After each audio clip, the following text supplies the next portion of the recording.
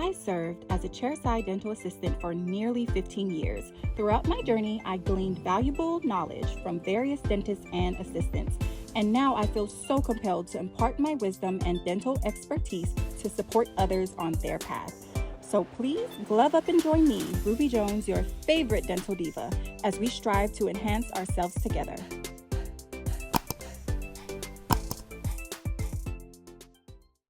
Hey y'all, of course I hope you are doing amazing this week, this day as you're watching this video. I just wanted to make you aware that I will start recording myself or being recorded when I am performing or doing a one-on-one tutoring session with my different students, okay? So if you don't already know, most of you guys, if you guys are a student, you know that I have slowly but surely kind of stepped back from the instructing at least of a full session, a full class. However, instructing is my absolute heart. I love it. It is my passion. But in order for me to better serve the masses, I'm having to do more with the business, the backside of the school, and creating these online courses, etc., etc. Okay, but with that being said, so that I can still make sure I got it like that and keep oil in the all of my moving parts, right? I still do the one-on-one tutoring sessions or small group sessions, whether it's on Zoom or whether a student will request to have it in person here at the school. Okay, and so what I started to do, I've been doing it, but I found and I believe that it will be so helpful for me to record these sessions. So it's pretty much like a live, but I'm going to post them after, okay? Because again, the same question that you have, I am more than sure somebody else has the same exact questions, okay? And so that's the point of these recordings. This one-on-one tutoring is just going to be to provide you support, to answer questions, or for you to better understand the material that you are receiving in class in a tutoring session style. Okay, so I hope you like it. I hope you ask your questions. I hope you comment to let me know that it was helpful or not, or can I mention this or whatever. You guys, if you don't give me the feedback, it's just me kind of throwing it all out there, throwing noodles at the wall to see what sticks, okay? But either way, I hope it serves you, and I'm so thankful for you, and I really hope you enjoy this tutoring session. Okay, so with that being said, I'm gonna write some numbers on the board, like tooth numbers, and then we can talk about them, okay? So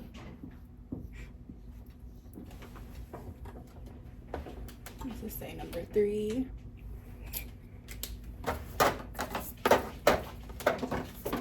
That's 2. And what helped you? What do you feel like helped you? How about those flashcards? The flashcard, I was throwing it. Okay. Yeah. You made more? Did you bring them with you today? No, I forgot. Okay. Yeah.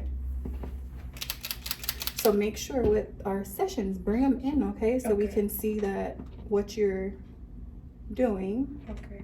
And if it making sure that you're studying the right thing. And just to see how, you got, because I know I showed you how to be creative and making those. So tooth number 3, tooth number 17, tooth number 8.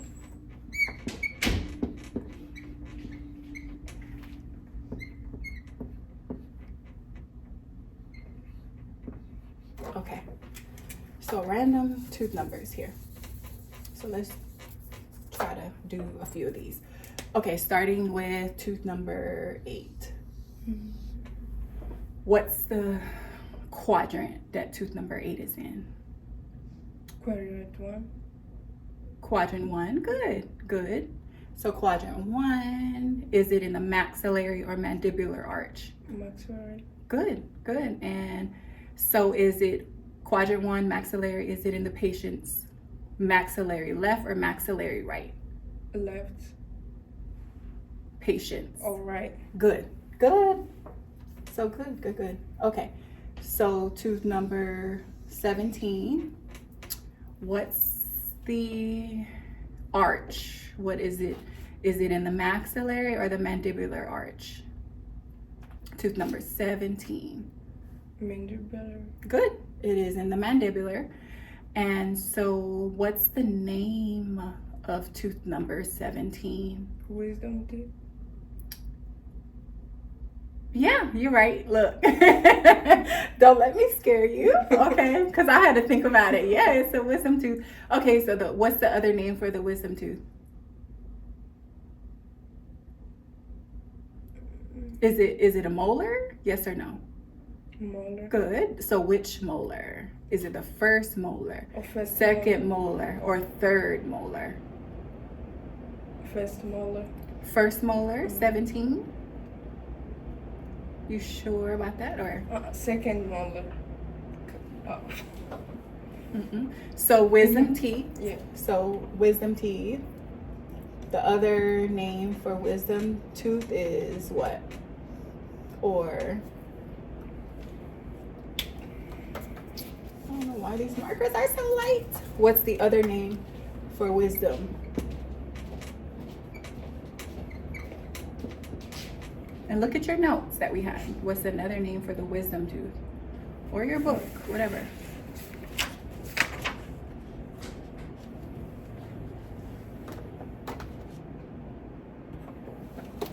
Molars. It's molars, but which molar? So it is a molar. Third molar. Good.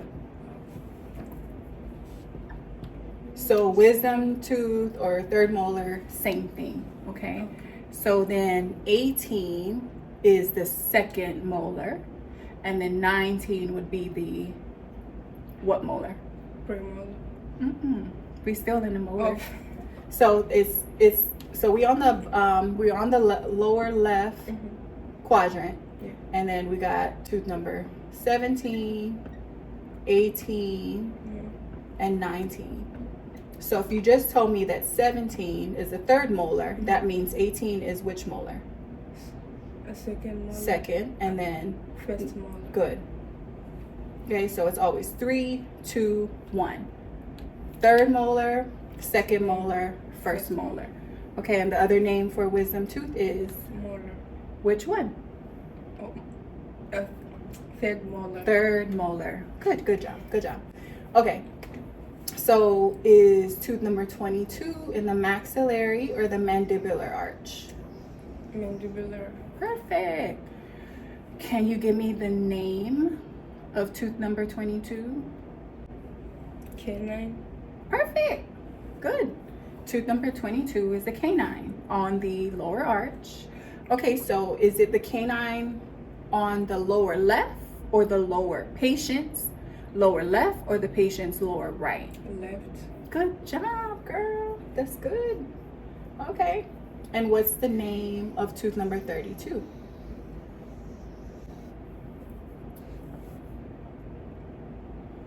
Molar. Yeah, which one? It's a molar. Is it the first molar, second molar, or third molar? Second molar.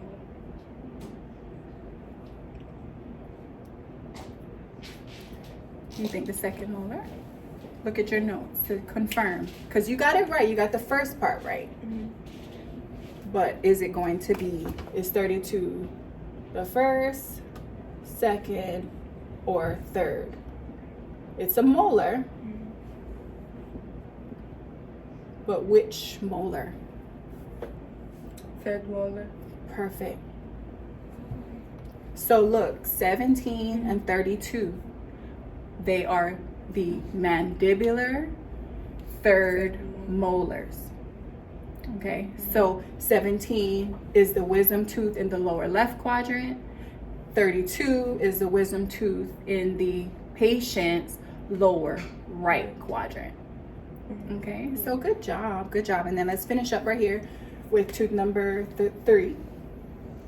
Okay, so is this in the maxillary or mandibular? Maxillary. Perfect.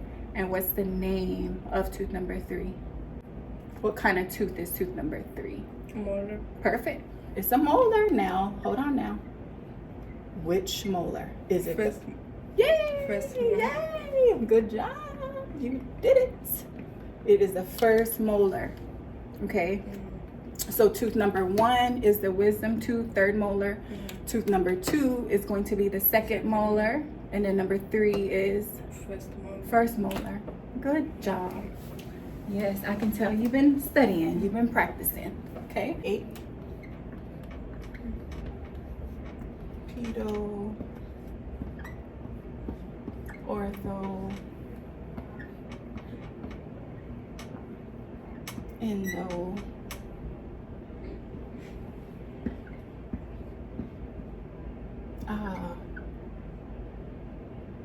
Oh my gosh, I'm sure I'm spelling that wrong. Prosthodont, I know I am. Okay, we'll do these for now. Okay, so what specialty does ortho deal with or do? Orthodontics. What do you think for orthodontics? And this is when your flashcards come in handy, you know? So if you had them, you could just flip through it. But what do you think? Putting like bracelets thing? Yeah, braces. Oh, braces. Yeah, so basically orthodontics deals with straightening misaligned teeth. Okay, so whether there's spaces and gaps or crooked misaligned teeth, orthodontics or an orthodontist is going to put them into a better alignment. Okay, so that makes it easier for the patient to take care of their teeth, floss their teeth, brush their teeth, and of course it ties into helping the patient, you know, increase their confidence in their smile, just because some people, you know, are not their best self, or they feel like they could be better if their teeth were straighter, etc., etc. Okay, so ortho is braces, misaligned teeth, straightening that. Okay, what about prosthodontics? What is prosthodontics? I know it's prosthodontist. Replacing the missing teeth. Yeah, good. So replaces missing teeth, but is it going to be in a removable fashion or is it fixed? So good. So it's removable, meaning the patient is going to be able to get their teeth replaced, but it's going to be to where they can take the device, the RPD, which is removable partial denture, or CD, which is the complete denture. They can take these things in and out the mouth, okay? As opposed to it being fixed or cemented, they cannot take it in and out, okay? So this is glued in, cemented in. So prosthodontics for sure is a removable replacement. Okay, good. And what about endodontics? What does that specialty deal with? Also removable? No, not removable. That would be crown and no. It's no, the answer is no. Sorry. Endo. So again, think about you putting in that resume at an endodontist. What would you be doing all day? Endo. So think like inside. What treatment specializes in endo? Right here. So what is the treatment?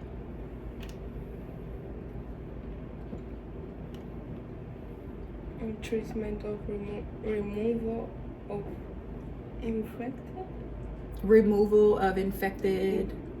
Oh, what is this? Oh, this way. Removal of infected or necrotic pulp tissue within the tooth's pulp chamber and canals. Okay, so basically what they're saying is a root canal treatment. Root canal treatment. So endo is root canals. Okay, so an endodontist is a specialist in root canals. So if you are applying to work at an endo office, you have to expect to be doing root canals all day, every day, sun up to sundown. Okay, so root canals is very involved, and you guys are going inside the tooth to just the whole idea is we're trying to keep the tooth, of course, because our natural tooth is the best tooth, right? So we're trying to keep the tooth, but we're trying to remove the nerve, the infected nerve. Okay, so pediatrics or pedo, what specialty is that? Treatment of gums disease. Pediatrics. Treatment of gum disease. Treatment of gum disease. What you're talking about is perio. Oh, okay.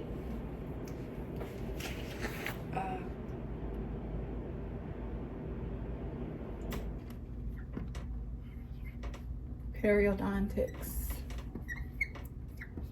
So this is the treatment of gum disease. Deals with gums, but pediatrics is what? It deals with a particular age group. So if you sign up to work at a pediatric office, what would that be? Dealing with children. Yes, dealing with kids. Okay.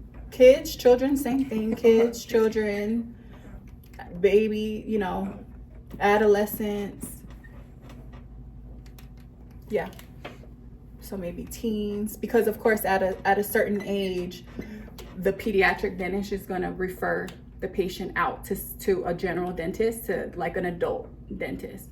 But peds or pedo or pediatrics is going to be children, babies. So we got tiny itty bitty patients, okay? Of course, the radiology is a lot about safety. What questions do you have about that? Do you remember ALARA? ALARA, yeah. As low as reasonable, achievable. As low as reasonable,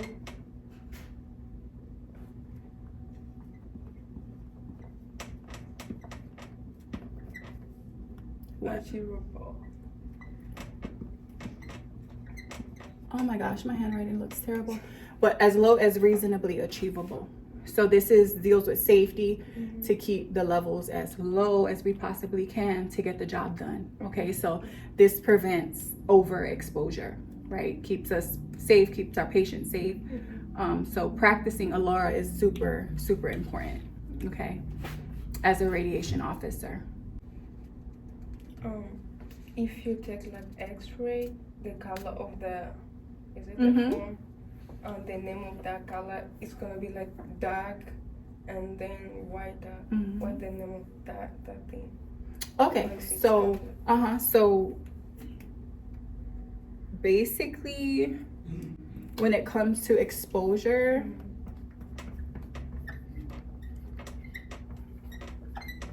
if you overexposed, then you're going to have, like, you increase the levels too much, too high, is going to be dark. Yeah, it's going to be a very dark image, right? And if you so you didn't give enough exposure, it's going to be white or like light. Like it's too faint, we can't really see. And that's why you got to find like a happy medium, happy safe level, to where you'll get a very good or acceptable image. Okay. So overexposure is too much, it's gonna be dark. Underexposure is too light or white. You need to increase the level at that point. Okay. Good. That was good. So that's exposure results.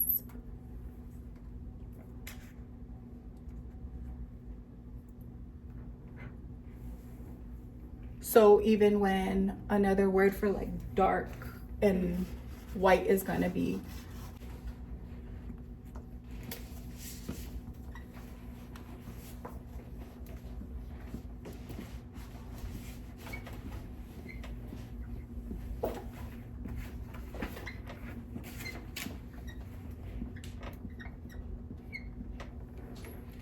So like things that are radio opaque, is it going to be white or dark opaque?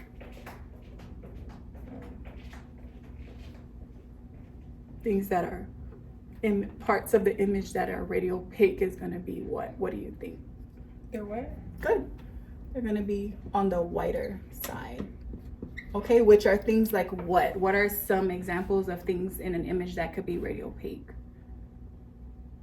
Dark. For radio opaque. Opaque. What are some examples? Tissue. Tissue is going to be the lucent. So radio opaque would be just bone in general. Bone. Other things that are radio opaque are going to be like fillings. Okay, so like composite. Root canal. Good, perfect. If a person gets that root canal, it's going to be radio opaque. Fillings, composite, and amalgams, they'll both show up radio opaque. Good. What else? What else is some? Good job. Yep. Implants. So if a person gets an implant, you're going to see a radio opaque, like screw-like thing right in their bone. Very good. Okay, so things that are radiolucent are going to be, if it's not white, then it's, what are things going to be? Good. Dark or black or, you know, just dark. Okay. Which are things like what? You said it earlier, tissue. What else? Airspace. Good. Airspace. That's good, Joelle. Airspace. What else could be? What else could show up as radiolucent? Decay. Yep. Cavities. Ooh. Decay.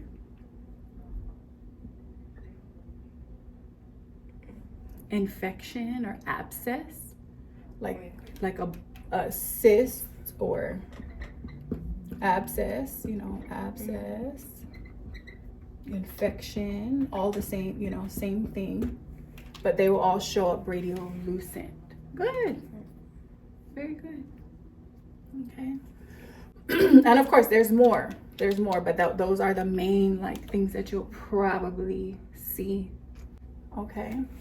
Very good. What other questions for? If you are taking like X-ray, I'll like meet It's okay. Just take your time. If you're taking an X-ray, how far are you gonna like standing from the bed from the X-ray? Okay, so that's gonna be the distance, like the barrier. So if your patient is here, this is your patient like in the room. The patient is in the room. You're gonna have some type of wall or barricade, which of course is lined with lead. And so your patient is inside of the room, and you will get your XCP kit, put the sensor or film, whatever it is, in your patient, and you would walk outside to come at least, this distance has to be at least 6 feet. At least 6 feet away, and this is where you would have the little button to expose, that exposure button. Okay, so at least 6 feet away. So if it's 8 feet, is that good? Yeah. If it's 10 feet, is that good? Is 10 feet at least 8? I mean, sorry, is 10 feet at least 6? Yeah. Yes. Okay, but what if it's 4 feet? No. No. Good. Okay, so it's at least 6 feet.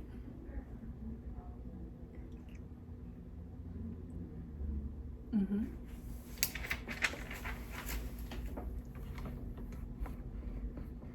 Question. And since I mentioned lead, lead is in like the traditional film, which hardly ever we use, but in traditional film there's a lead lining in it. It's to protect us from the extra radiation, the backscatter radiation. The lead in the wall, it helps with the backscatter radiation. And what is the other thing that helps protect the patient from backscatter radiation, or from, you know, receiving this radiation? So you got the lead lining in the film, the lead wall, and then what is there for the patient's protection?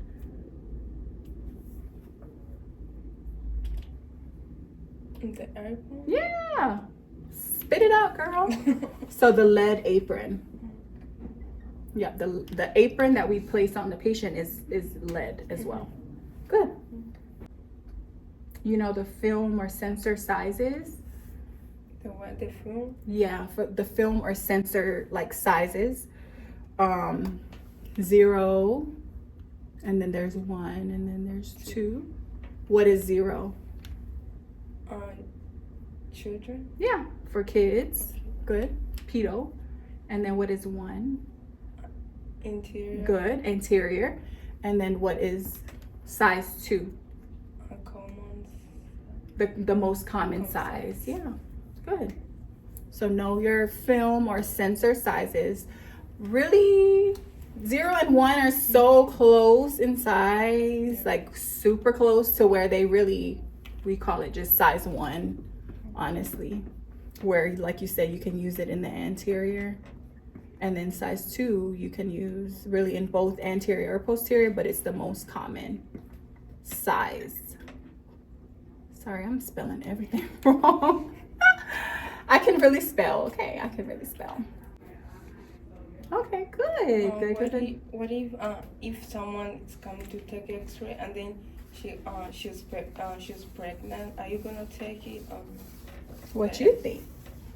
That's a great question. So, a patient that is with child or pregnant, what are your thoughts? And then we can go off of that.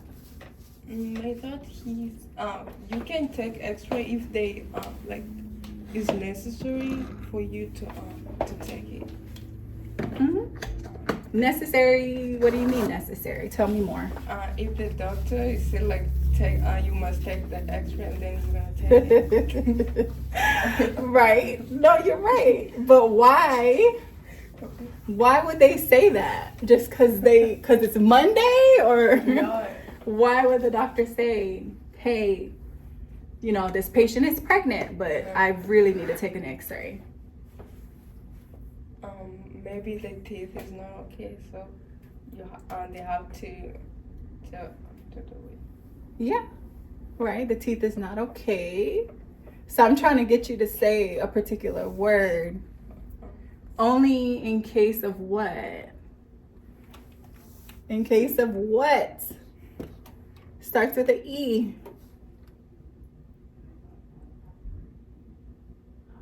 In case of exposure. No, not exposure, because you're saying all the right things. Okay. Everything you're saying is right, because in case she's pregnant, we don't do it unless the doctor says so, right? But why would the doctor say so? It must be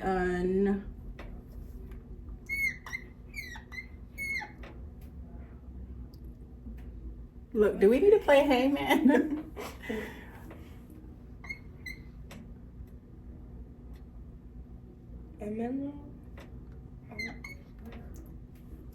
Emergency. Yes, say it. Emergency. Okay. Yes. If she is pregnant, only in the case of an emergency. Okay, so meaning, like, yes, you said all the things though. You said the tooth is not okay. Like, okay, sometimes it's not okay, but sometimes just because it's not okay, it doesn't mean it's an emergency.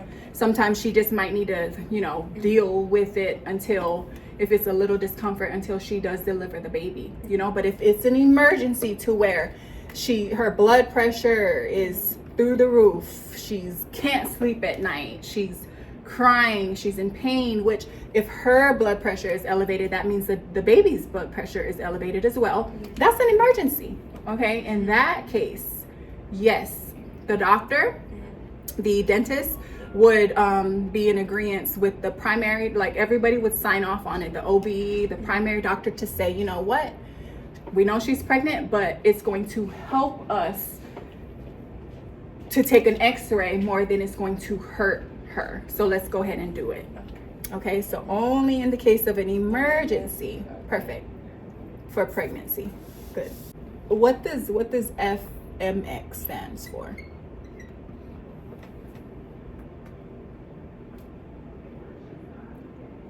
What does an FMX series stand for? Full. I don't know if you have it there, but FMX is a full mouth series.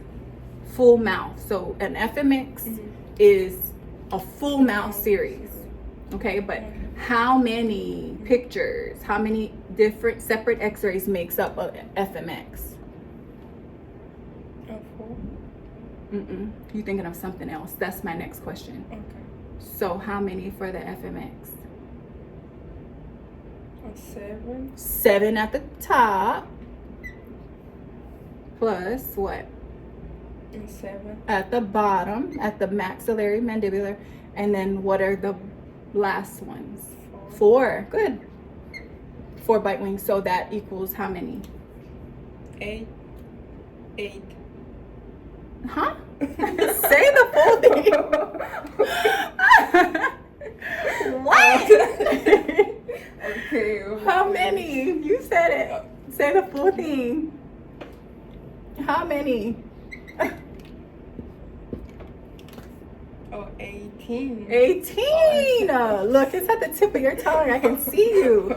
So an FMX series equates to 18. Okay, so it's 7 maxillary PAs, 7 mandibular PAs, and then the 4 bite wings.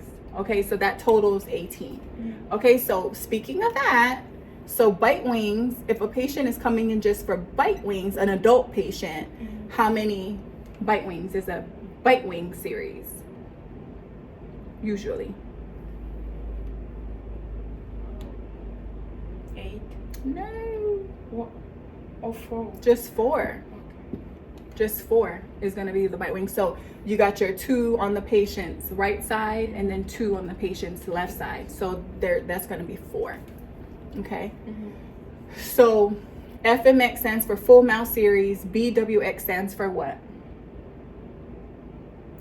We just said it. What does BWX? What is it? Bite wings. Good. And what's the purpose of bite wings? Like, what is the point of bite wings? We want to take bite wings to what? To detect or possibly detect what?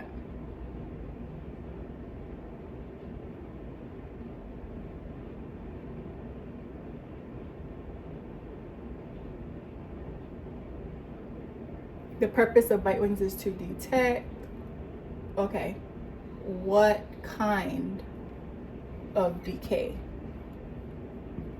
Or where is the decay possibly located for bite wings? So make sure you write this down, but it's to detect interproximal. What is interproximal? What is interproximal? When we're flossing interproximally. So what does that mean? Interproximal means in between. Okay. So when we're flossing interproximally. We're flossing in between.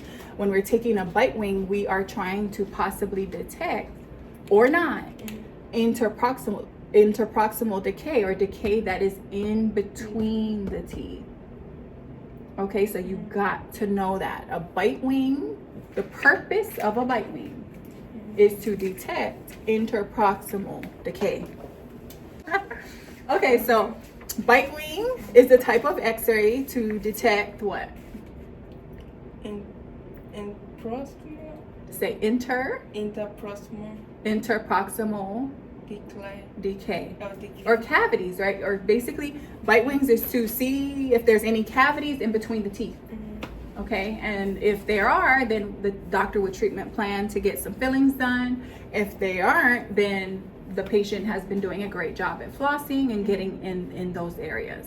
Okay, so bite wings stands for, BWX is what? Bite wings, good. So the other one, PAs, or a PA is what? What is the full name for a PA?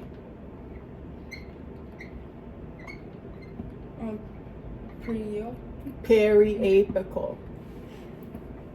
Periapical.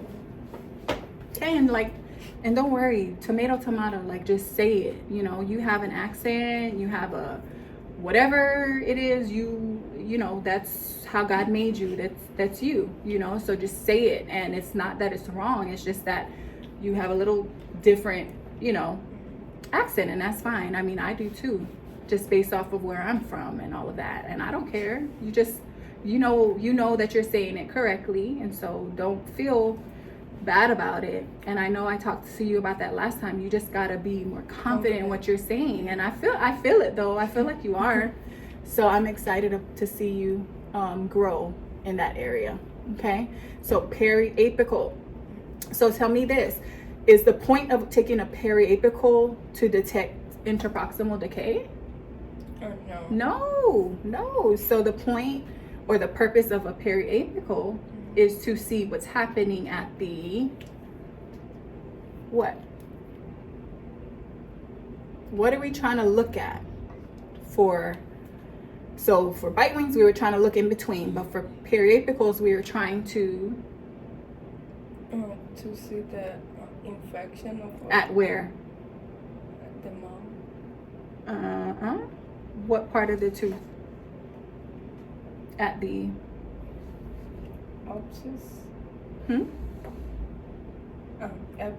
apex. At the apex, which is apex is the root tip. So that's the point of a PA, is to detect the apical radiolucency, if there's anything there. Okay, so very good. About the film speed, if you are taking for a children, is it gonna be fast or less? Fast, yeah. The film speed, and y'all, I mean, film, like I said, is hardly ever used anymore. There's some doctors here and there that may use it, but it is going to literally be extinct in a matter of months, I hope, but in a matter of a short time. But yes, it's going to be speed F for fast, because we want as quick radiation exposure as possible. Okay, because we're trying to keep the levels as low as possible. So if we use a slow speed, that means it's going to be a lot of radiation exposure, which is not good, right? So if we use a fast speed film, that means we just got quick exposure. We're keeping it very safe. So just think F, fast. And then, like, speaking of that, like as far as exposure and levels, what are the 3 things that we can control to help make sure we are exposing just enough? There's 3 things. You have your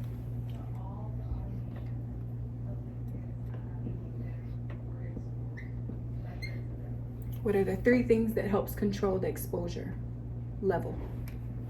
Voltage. Good. Say that again. Voltage. What else? Amperage. And what else? And time. This is going to help control that radiation levels. Very good. And how old must the operator be to be, in here in North Carolina? 18. Good, they must be 18. Good. And what is double exposure? Double exposure is something definitely you can only do with film. Because with sensors on the TV, excuse me, on the computer screen, you take a bad x-ray or, you know, an unacceptable x-ray, you can just retake it. And what that would do, it might save the image, but for the most part, it's going to clear the image out and you can retake the next one, right? But for film, what happens when you double expose? When a double exposure happens, that means what? What did you do? You overtake the film, the same film. So you use the same piece of film twice. So you exposed on it once and you mixed it up or got confused or, you know, you weren't organized. So you took that same piece of film, placed it back into the mouth and took a second picture with that same piece of film, which is not good. But it would produce two images on the same piece of film. So that's double exposure. Right. That is an error. Okay, any other questions that you have? So let's do at least one more something. Okay.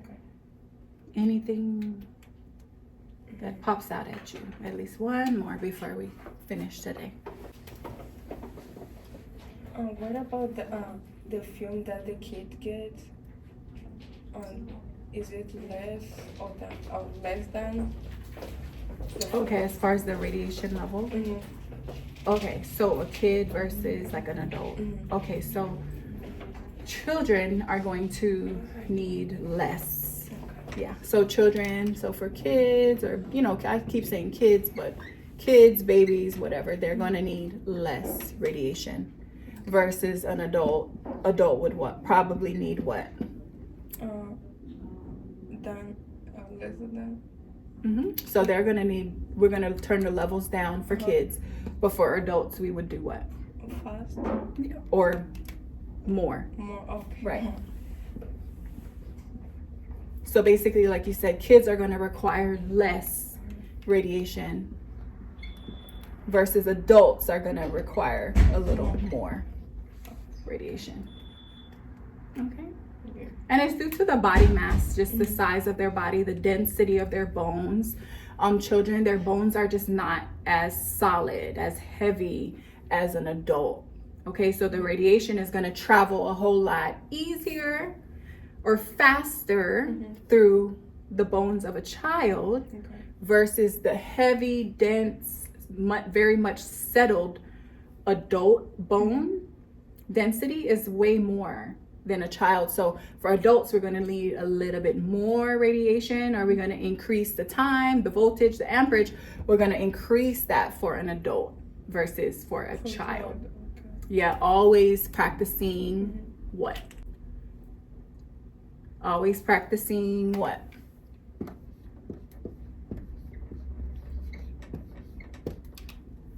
What is that? Alara. As low as reasonable, achievable. Yeah, good job. That's it, girl. You got it. You got it. That's really good. Really, really good.